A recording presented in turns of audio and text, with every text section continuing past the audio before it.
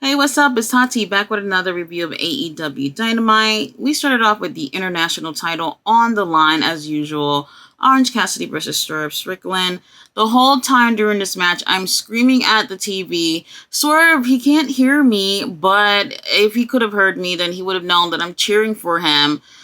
This match was actually pretty good. I didn't expect anything less from these two. Now, while I'm annoyed with Orange Cassidy's gimmick, he is a really great wrestler and he also works really hard. However, I'm bored of him and I really wish someone else would end up taking this title. And I do feel like Swerve would have been a really great option, especially since the Mogul Embassy, they all had the trios from ROH to have a faction where everyone's holding gold. Looks really, really cool. And plus, they'll get more, cool points as far as a faction go. Now, throughout this match, we do have the commentators. They're talking about Orange Cassidy like he's a second coming of Christ. And it's annoying to me. And I feel like I don't like when we have three commentators already. They're all talking and they're all going for the babyface here. I prefer ROH commentator team because we have Caprice and we have Ian. They're more for the baby faces. And then we have Nigel, who is usually siding with the heels or whatnot. I like that balance. And I feel like lately, we don't have that type of balance with Dynamite. And to me, it makes the commentary a little bit boring to me. Either way, these two have a really great match. I'm really enjoying it. They have such high energy, a lot of momentum here. We have Prince Nana, who's ringside, who distracts Orange Cassidy at times. And everything looks pretty good. Now, I was really hoping for Swerve to take this win. However, it was more likely that he wasn't. So, at the end of the match, they're going for roll-ups back and forth, and that's how Orange Cassidy ends up taking the win. And it's like, well, that kind of feels disappointing because it's like, after having a really great match, why end off like that? So after they end off the match, then we have the Mogul Embassy. They come to kick Orange Cassidy's ass. And I'm like, you know what? I'm okay with that. I'm a little sick and tired of Orange Cassidy, so why not get an ass whooping? But then the lights turns off for like 20 minutes. And when it turns back on, it's Sting and Darby Allin in the ring. To be honest, after a really great match like that, and I was kind of disappointed about the way the match ended. I felt like the whole thing with Sting and Darby just felt a little extra. Obviously, we've been seeing Orange Cassidy and Darby. They've been tag teaming and whatnot. But it just felt like at this time, I just didn't even care about all that. Great to see Sting, though. But I really wish Swerve would have taken the win. Up next, we have Blackpool Combat Club versus Chaos, which is the Best Friends and Rocky Romero. Now, to be completely honest, this just felt like a regular BCC match. Nothing really special here. I do feel like Chaos did try to start off the match a little bit more edgier than usual. However, that fizzled out throughout the match. We literally see BCC doing the same things, especially when they perform as trios. So it doesn't really feel like anything different. Honestly, I would tell you to skip this match. But we do have Brian Danielson, who's on commentary. He's usually interesting to listen to. They did mention that he has a match with Okada at Forbidden Door. So AEW, you can take my money now. I am so invested in at least the 2 matches that we have announced for that pay-per-view. But right now, it's starting to feel, I don't want to say stale when it comes to BCC. It just feels like we need to see something different with them. So I don't know where we're going from here. Now, we do have, after that match, we have Hangman and the Young Bucks. They challenge the BCC to a trios match next week, and that's great and all, but where the hell is House of Black? Like, they're trios champions, and who's going against them? That's what I'd rather see. I don't want to see these 6 guys getting into it again. Where are the champions? Either way, BCC takes the win. Nothing special here. It's the same old, same old. So next we have our champion MJF. He comes out and he's talking and cutting a promo, and he ends up saying that nobody's on the level of the devil. And then here comes Adam Cole of all people. And at first I was like, Adam Cole, this is just really, really weird. And they go through exchanges, basically talking shit about each other. And while I do think it was great, something did put the moment down for me. Here's the thing. Adam Cole just had a feud with Chris Jericho. And to be honest, it was really lackluster. The match that they had at Double or Nothing was not that great. And I just felt like if anybody would have deserved to be pushed into a title scene with MJF, I wouldn't have considered Adam Cole. He didn't really come off strong in that feud with Chris Jericho. So it felt like other people could have possibly jumped ahead of Adam Cole, of all people. Either way, that's AEW decision, but I just felt like, damn, if he was going to be coming into something with MJF, he should have looked much more stronger in that feud with Chris Jericho. So the good thing about this is that the feud is over, but now I think we'll be able to see some interesting things with Adam Cole and MJF. Will he take the title off of MJF? Hell to the nah. But I'll say this feud with MJF is definitely going to help Adam Cole, because I felt like ever since he came back from that injury, he hasn't really gotten anything special with AEW ever since he actually started with AEW. So this is going to be something that's going to help put him up there. However, I don't really see him coming on top with a feud with MJF. Great promo. I do recommend watching it. But like I said, he should have came in stronger into this feud. Next, we had the Texas Tornado match with Jack Perry and Hook versus Preston Vance and Drew Listico.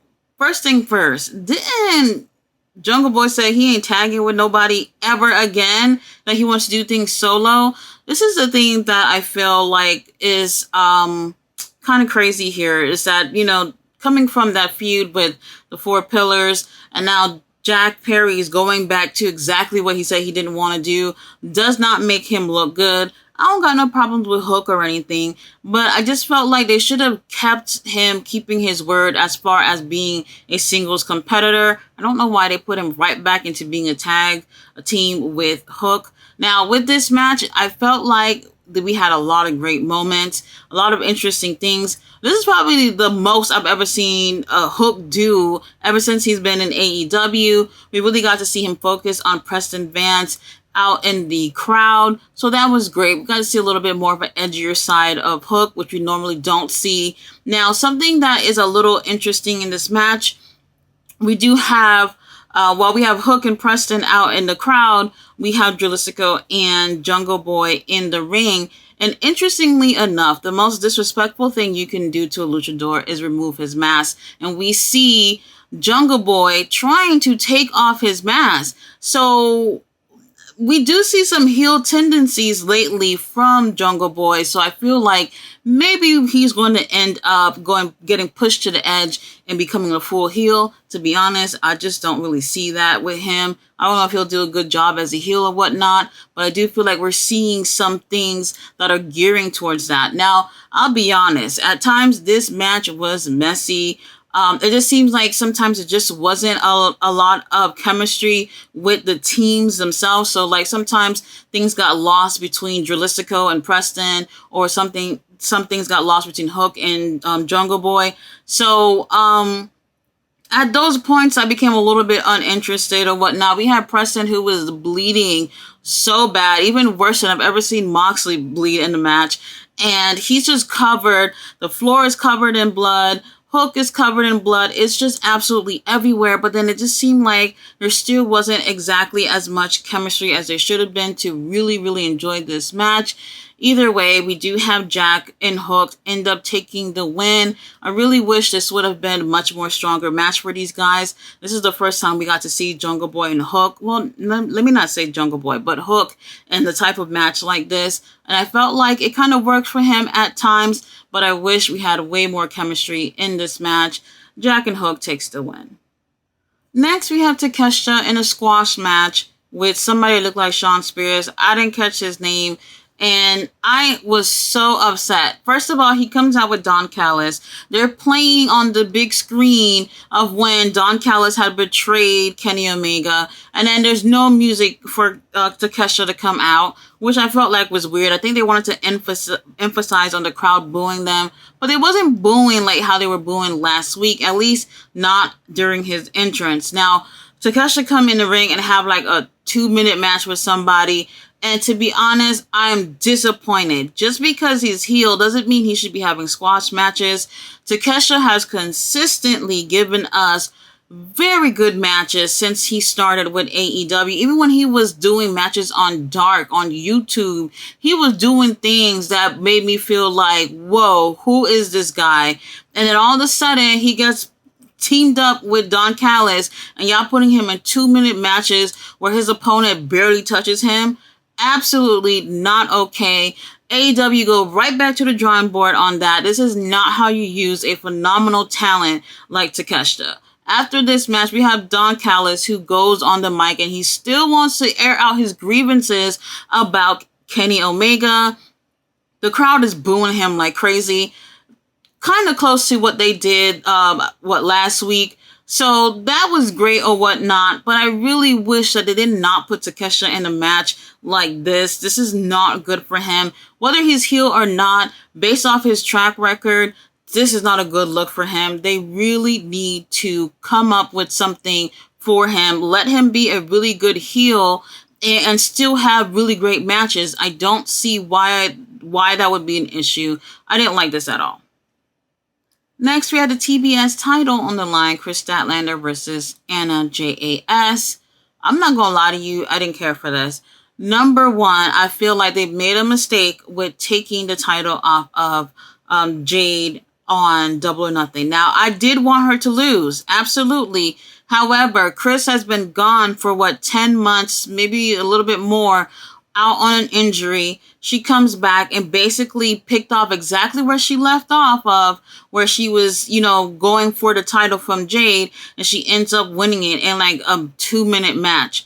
So now since she's won the title, I have not enjoyed any matches that she's actually done. Not to say that she's doing horribly, but she's not doing as great as someone who should be holding the title, in my opinion. I really felt like she should have worked for this title, at least get some momentum, and have, people would have definitely be on her side, but we could have at least seen her work through it, at least a month or so of having a feud with Jade, having series of matches so people can see an improvement while she's trying to get the gold, not trying to improve while you already have the gold. I just felt like out of both the matches that she's had since she's won the title, I really haven't enjoyed anything. They've been just pretty much average, not something that I would figure a champion would perform.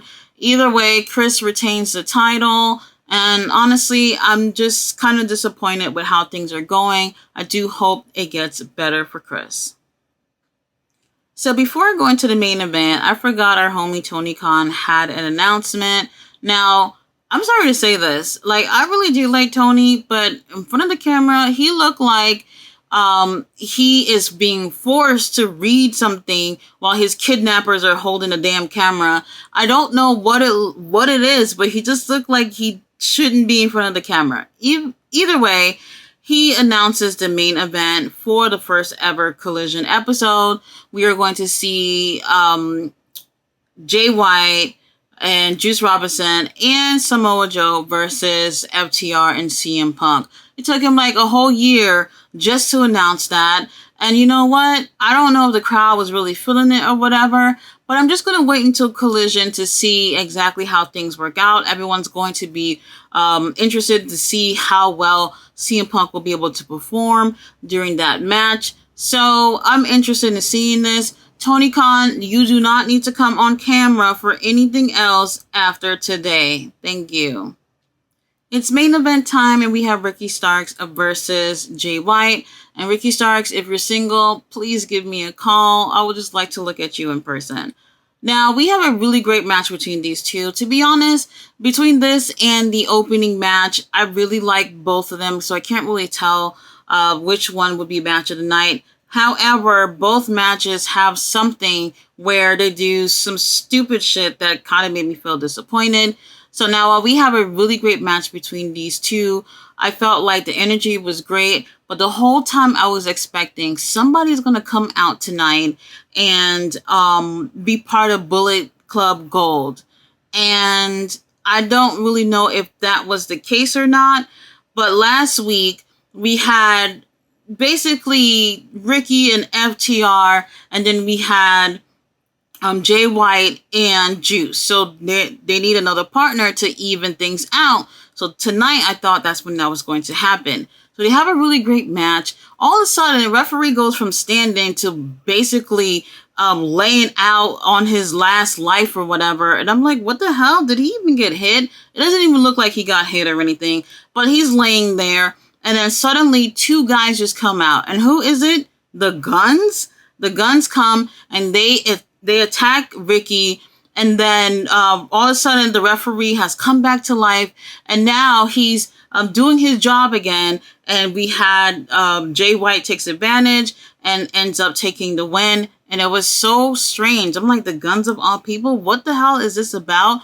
I really thought we were going to see a new member of Bullet Club Gold to come out tonight, and that's what I was expecting ever since last week. And we got the Guns. It really felt random.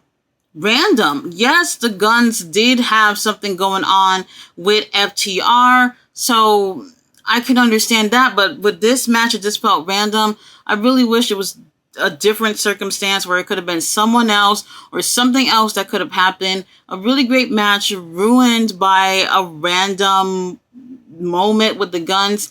I don't have no issues with the Guns. I just felt like this could have been so much better had it been with someone else that would have made the attack make sense. It just didn't make sense with the Guns. If I'm missing something here, you let me know down below in the comments if there is some kind of correlation that I'm missing with the Guns and Ricky Starks. But either way, I enjoyed the match, just didn't like the ending. I don't care about the interference. It's just who it was that really bothered me. Now, overall, Dynamite was average. I felt like it could have been better. We had Rampage last week, which was really, really good. Had a really great vibe. Was kind of hoping that that would transition into this week on Dynamite. And doesn't really feel like that was successful. We do have Collision coming up next weekend. And I really wish that things will start to pick up before then. Either way, with a new show coming out on AEW, they need to get it together and give us better than average shows. We need better stories. We want to see more wrestlers that we don't get a chance to see. And we just need much more, especially with this new show coming out. There's a lot of people who have horrible things to say about AEW and why they shouldn't be successful. And I really wish years from now, AEW will just end up having the last laugh.